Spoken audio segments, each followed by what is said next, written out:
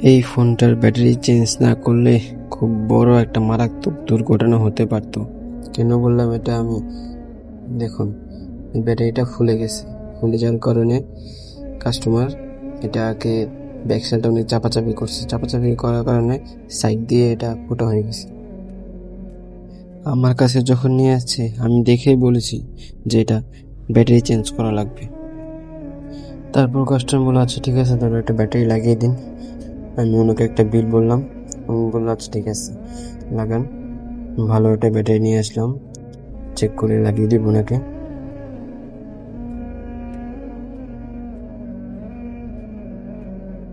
যেমন আমরা সবসময় মোবাইলের ব্যাটারি চার্জ করি, ঠিক তেমনি আমাদের নিজের শরীর ও মনের সময় মতো বিশ্রাম দিয়ে রিচার্জ করা দরকার।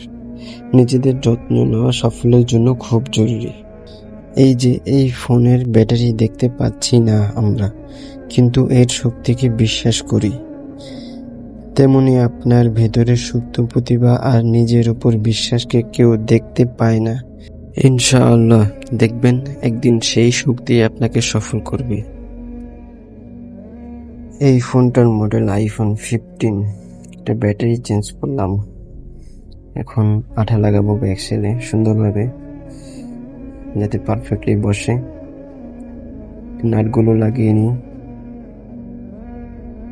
সুন্দর করে। এরকম আরও ভিডিও পেতে আমাদের পাশেই থাকুন এবং আমার চ্যানেলটাকে সাবস্ক্রাইব করে দিন।